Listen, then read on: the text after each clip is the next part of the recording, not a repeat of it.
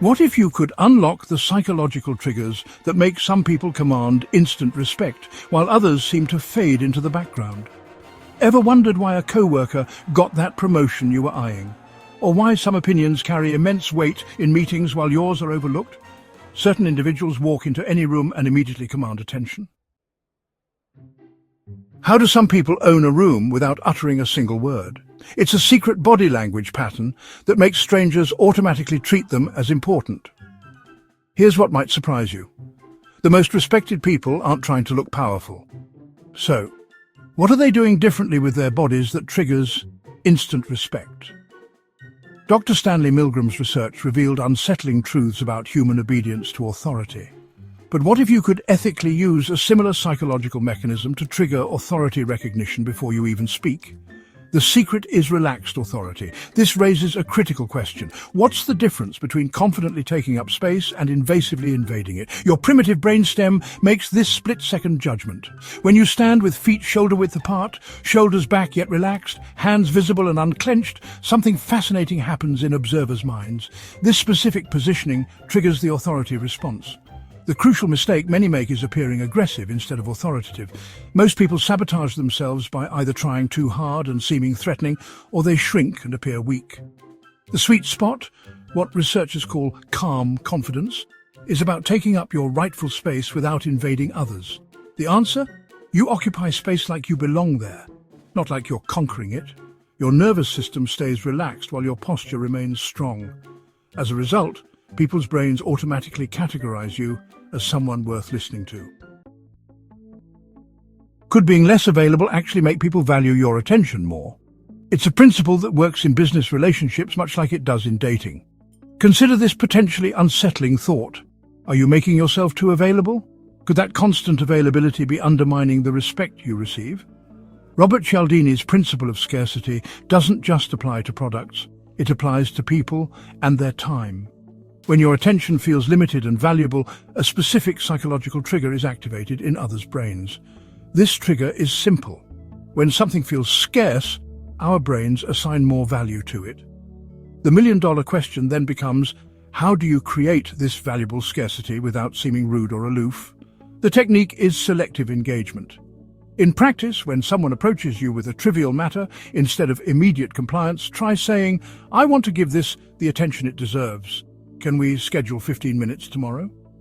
This simple phrase powerfully signals your time has value while demonstrating high-quality attention. The counterintuitive truth is that while most people think being constantly available makes them helpful, it often makes them seem like they have nothing better to do. Scarcity creates value, and value creates respect.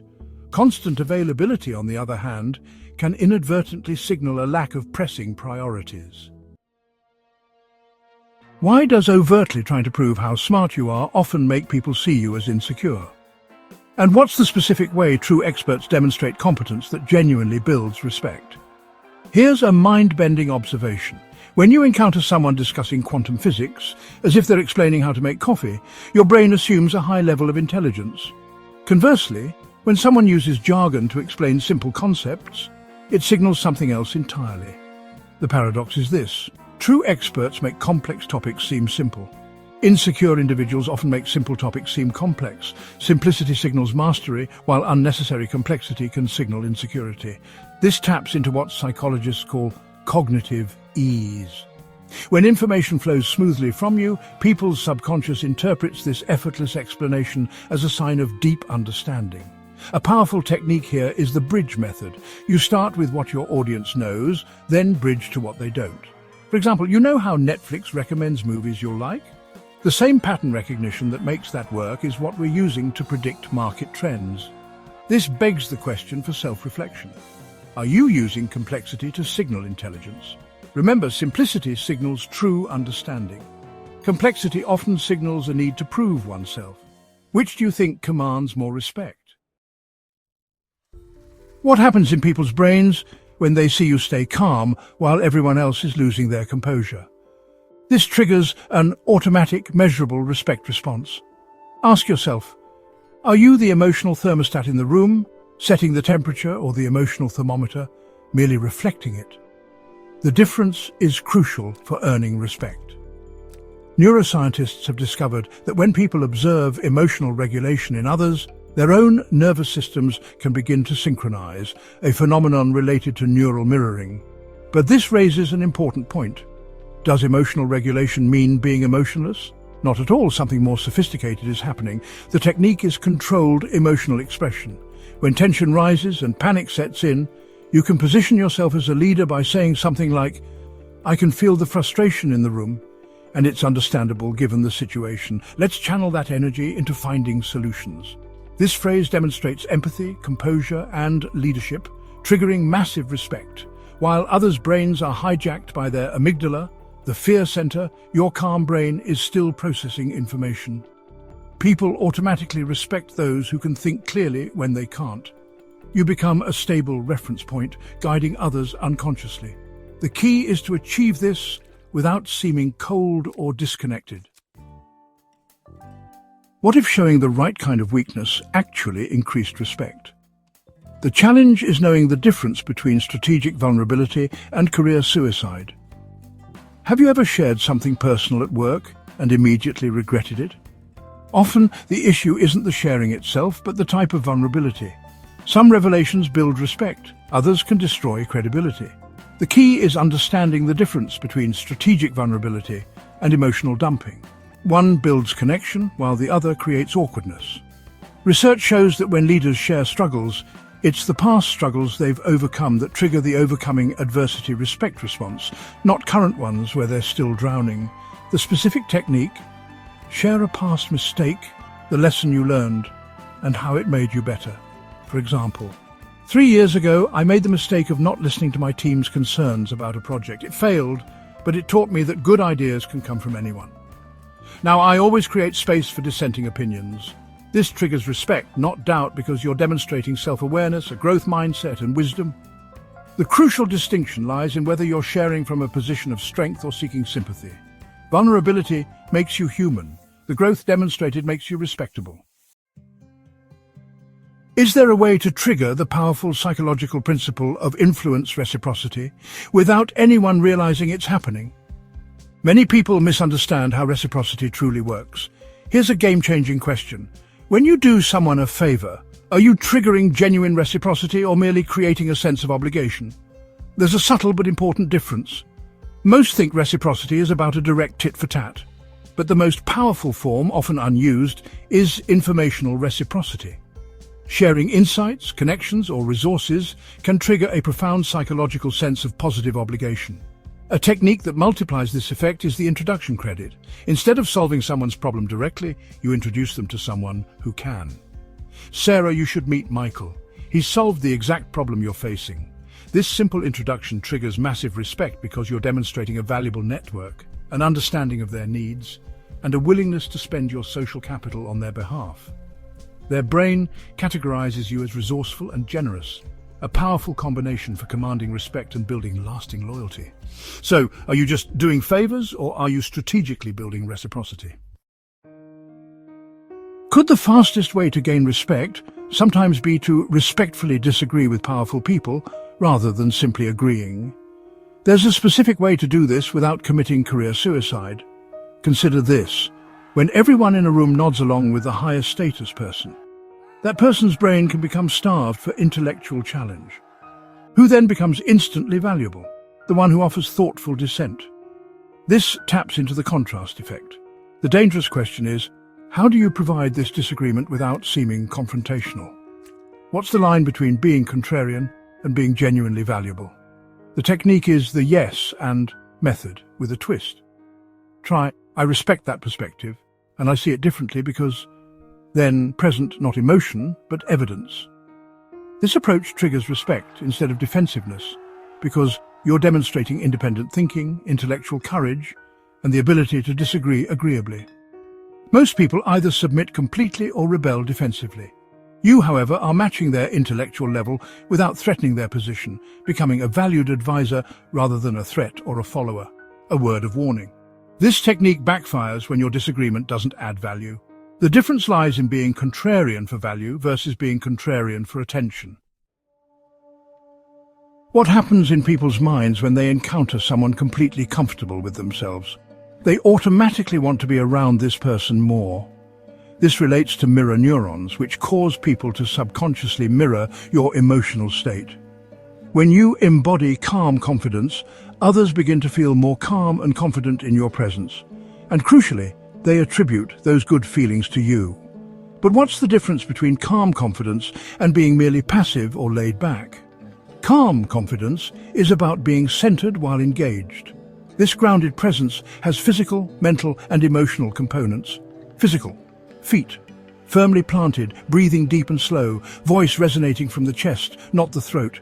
This conveys stability. Mental: focused on the present moment and the person before you, not on how you're being perceived. This creates genuine connection. Emotional: comfortable with silence, disagreement, and not having all the answers.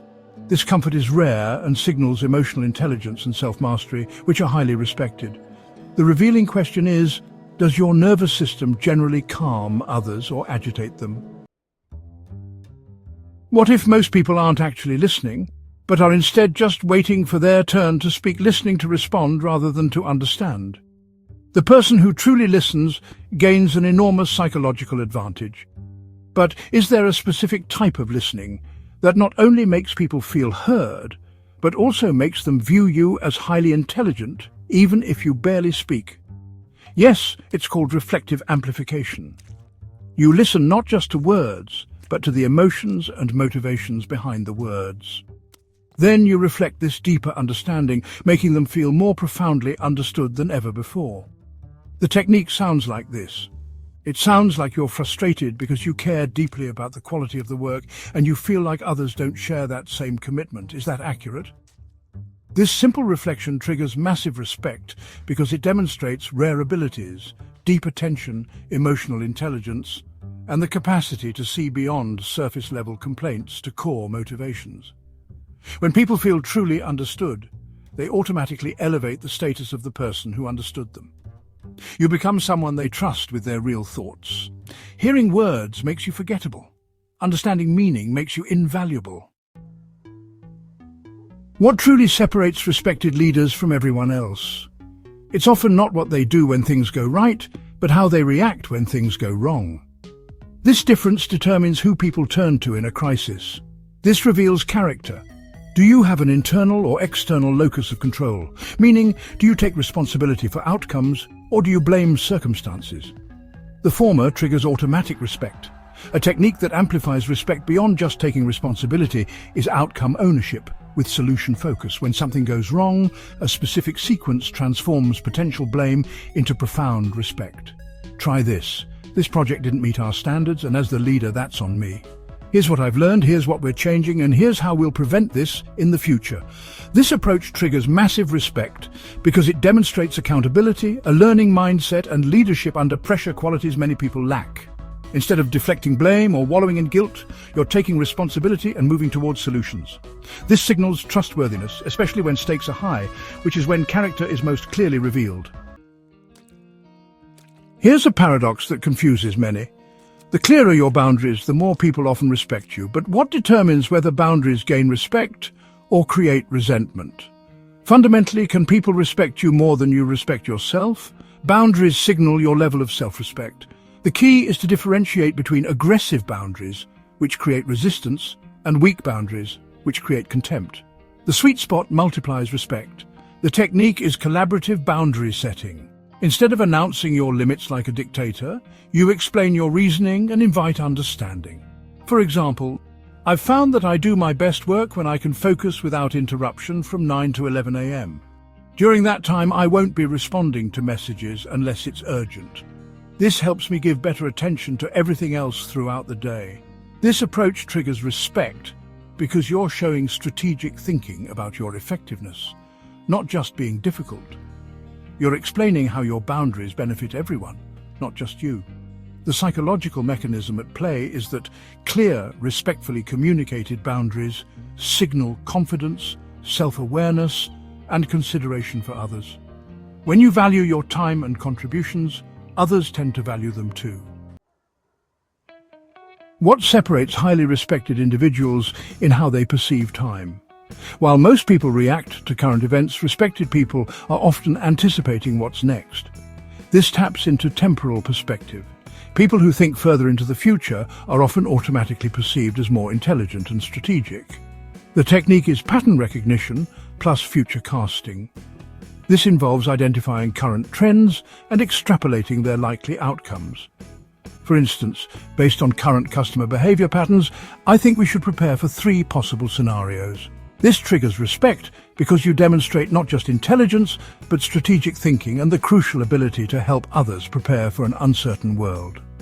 The vital question is, do people turn to you for solutions to today's problems or for guidance about tomorrow's opportunities? The underlying principle is that people respect those who can help them navigate uncertainty. In a rapidly changing world, the ability to see around corners becomes incredibly valuable. Are you reacting to change, or are you anticipating it? Which of these 12 triggers resonated most with you? Was it the realization that being too available can diminish respect, the counterintuitive power of respectful disagreement, or the discovery that your emotional regulation profoundly affects everyone around you? These aren't manipulation tactics. They're pathways to embodying qualities that naturally command respect: competence, emotional intelligence, integrity, and strategic thinking. The ultimate question is, will you implement these insights, or will you remain unseen while others gain the respect you also deserve? Drop a comment below telling me which trigger you're planning to implement first. And don't forget to subscribe for more psychology that genuinely transforms how people see you. Remember, respect isn't demanded. It's demonstrated through consistent value, character, and competence.